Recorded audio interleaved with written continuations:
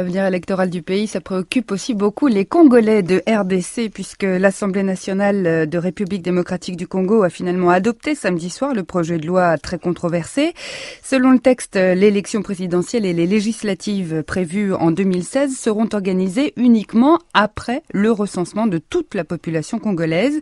Et vendredi déjà, le gouvernement a reconnu pour la première fois que la prochaine présidentielle pourrait bien être retardée de ce fait à 2017. Les députés de l'opposition ont boycotté la plénière et le collectif formé autour des trois principaux partis de l'opposition, à savoir l'Union pour la démocratie et le progrès social, l'UDPS, le Mouvement de libération du Congo, MLC, et de l'Union pour la nation congolaise, UNC. Ces trois partis donc ont appelé les habitants de Kinshasa à occuper massivement ce lundi le Parlement pour faire barrage à toute révision de la loi électorale. Les détails avec notre correspondant sur place, Salé Monamilongo. Voici les résultats du vote.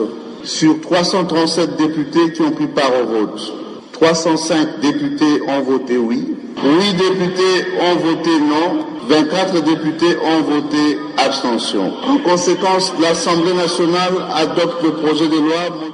C'est tard dans la nuit de samedi à dimanche, après 11 heures de débat, que les députés de la majorité présidentielle ont voté le projet de loi électorale modifiant celui de 2006. Ce projet de loi très controversé conditionne la tenue de la présidentielle et les législatives en 2016 au résultat du recensement général de la population. Le député Ramazani Chadari est président du groupe parlementaire PPRD, parti présidentiel. Mais quant à dire que l'adoption de ce projet va entraîner la prolongation du mandat du chef de l'État, même enfin. L'article 8, mais le recensement, et c'est bien, article 8 alinéa 3, on parle de recensement. Parmi les innovations, nous avons dit, le recensement doit être permanent et non pas périodique. L'opposition a appelé ce lundi à la mobilisation contre ce projet de loi, estimant que le recensement ne sera pas fini avant 2016. Kizito Mushizi est député de l'UNC, parti de l'opposition. Cette loi, elle vient à un très mauvais moment. Elle n'a pas respecté la procédure d'examen d'un projet de loi et politiquement, c'est une loi qui sent mauvais. Tout simplement. La semaine passée, environ 300 militants de l'opposition ont tenté de manifester près du Parlement pour faire barrage au projet de loi. Ils ont été dispersés par la police qui avait bouclé tous les accès au Palais du Peuple, siège du Parlement. La majorité présidentielle soutient que la nouvelle loi électorale vise à corriger les erreurs constatées dans la loi actuelle. Certains analystes estiment qu'un recensement général de la population en RDC, pays dépourvu d'infrastructures, pourrait prendre plus d'une année. À Kinshasa, Salé Monamilongo pour la Deutsche Welle. Je précise que le Sénat congolais doit examiner le texte à compter d'aujourd'hui en vue de son adoption avant la fin de la session parlementaire extraordinaire le 26 janvier prochain. Par ailleurs, vous écoutez Zapping Info Congolaise. Nouvelle manifestation de l'opposition en RDC pour protester contre la réforme de la loi électorale. Le test approuvé durant le week-end par la Chambre basse du Parlement devait être examiné au Sénat à partir de ce lundi, aujourd'hui donc. Mais une fois de plus, des incidents ont éclaté à Kinshasa. Ce matin, les forces de sécurité ont recours au gaz lacrymogène, mais aussi également ouvert le feu pour disperser la foule. Ils ont notamment tiré sur un rassemblement d'étudiants près de l'université dans le sud de Kinshasa, blessant au moins 2 personnes. Des manifestations ont par ailleurs été signalées à Goma, la principale ville dans l'est du pays. L'opposition qui dénonce un coup d'État constitutionnel soupçonne le président Joseph Kabila de vouloir se maintenir au pouvoir. La réforme prévoit qu'un recensement complet de la population soit mené avant la tenue des prochaines élections qui pourraient être repoussées. Steven Kruger est représentant de la fondation politique allemande Konrad Adenauer. Il estime que le Sénat, l'organe donc qui doit examiner la loi controversée, est lui-même une institution qui n'est plus en règle depuis quelques années. On l'écoute. Der Senat wurde 2006 gewählt. Le Sénat a été élu en 2006 et depuis lors, les sénateurs sont bien installés dans leurs fauteuils. En 2011, il n'y avait pas eu d'élection. Il est donc grand temps qu'elle ait lieu. Mais les sénateurs trouvent toujours de nouvelles stratégies pour rester en place. Il faut dire qu'effectivement, dans la réalité politique en RDC, les chances de se faire réélire en tant que sénateur, député ou dans une autre fonction politique sont relativement minces. Statistiquement, ce ne sont que 20 à 25% des députés qui se font réélire. Les liens entre l'électeur et son candidat ne sont donc pas très étroits. Les sénateurs en sont conscients et agissent en conséquence, d'autant plus qu'un poste de sénateur est financièrement plus lucratif. Steven Kruger, représentant de la fondation politique allemande Konrad Adenauer, sur la situation politique en RDC. À noter par ailleurs que Lambert Mende, le porte-parole du gouvernement de Kinshasa, avait reconnu lui aussi vendredi dernier que le Sénat avait dépassé son mandat, mais il considère que malgré cela, je cite, le ciel n'est pas tombé sur nos têtes. Vous écoutez Zapping Info Congolaise. Depuis ce lundi matin, les rues de Kinshasa sont fortement quadrillées par les forces de l'ordre, en particulier les abords du Palais du Peuple.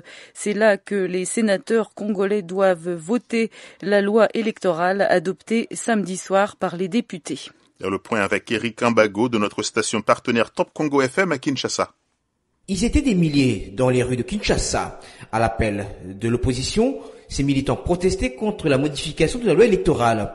Ils se sont heurtés à un dispositif militaire et policier, dispositif déployé à l'occasion de l'arrivée à Kinshasa du président angolais Eduardo dos Santos. Si certains opposants ont pu manifester avec leurs militants, d'autres ont été bloqués au siège de leur parti avant d'être libérés. Les forces de l'ordre n'ont pas hésité d'user de gaz lacrymogène pour disperser les manifestants. Les ONG de défense des droits de l'homme parlent de 8 blessés, mais selon le porte-parole du gouvernement, il y aurait 4 morts, 2 côté forces de l'ordre et 2 côté civils, tous des morts par balle.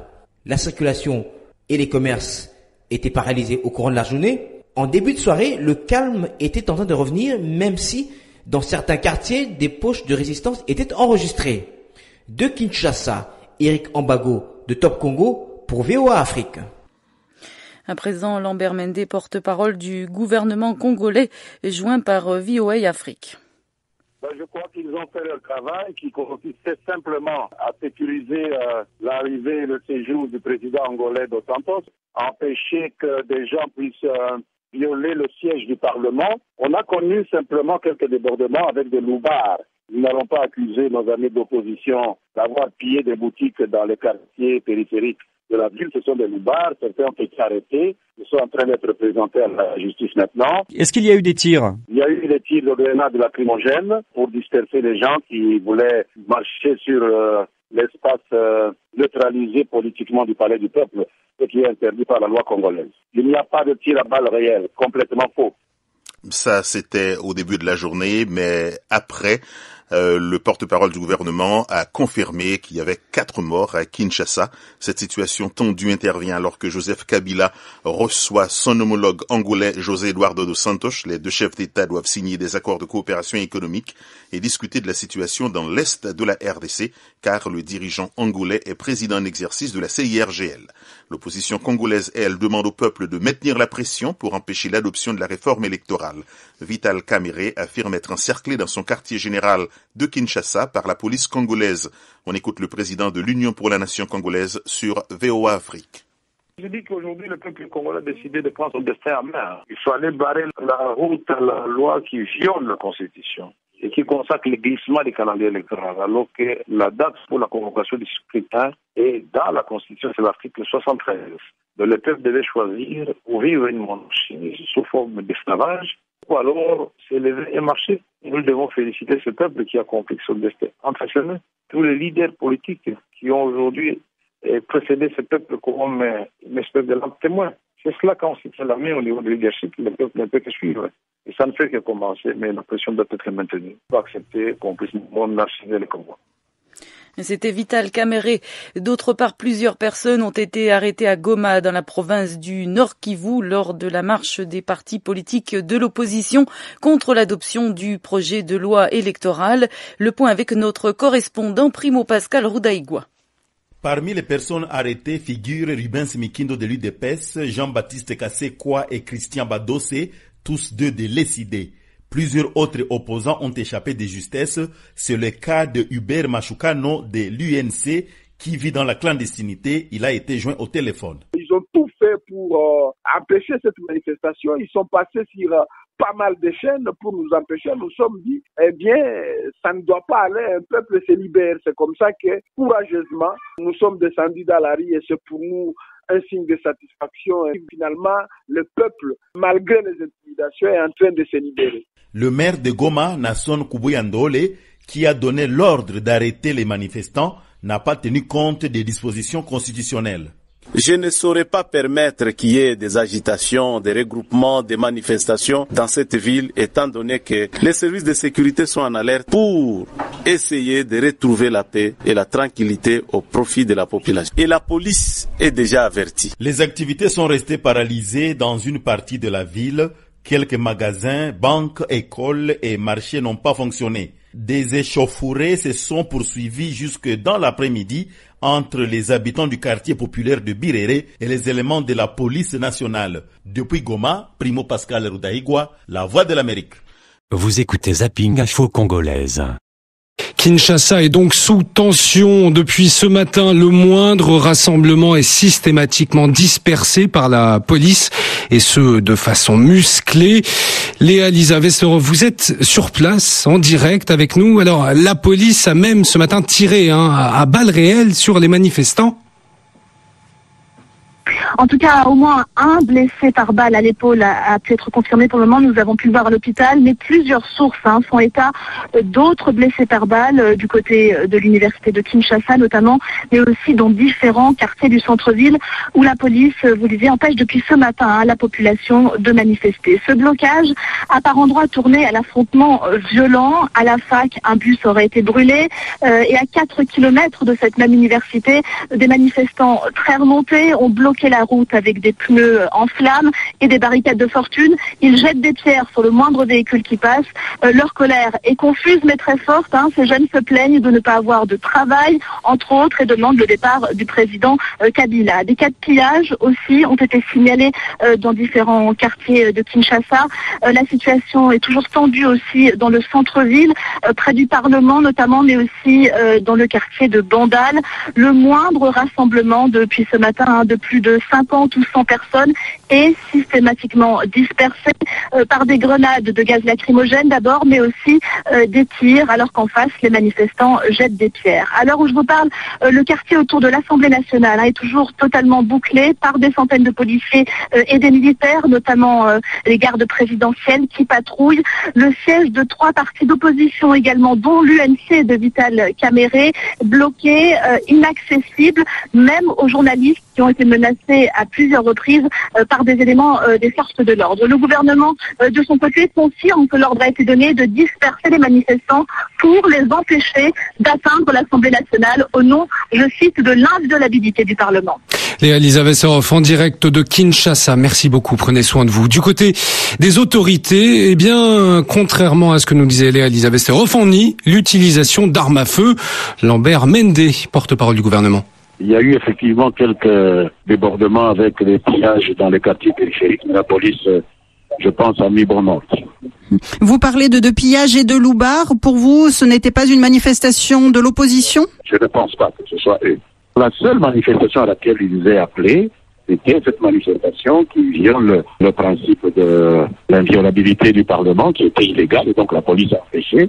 Celle-là, pour le reste, ce sont des tentatives de pillage ou des actes de pillage qui ont été réprimés. Certains parlent de tir à balles réelles. Que s'est-il passé ce matin ? Il n'y a aucun tir à balles réel qui a été signalé. Mais nous savons nos amis très prompts à dramatiser les choses pour essayer de nous mettre en difficulté.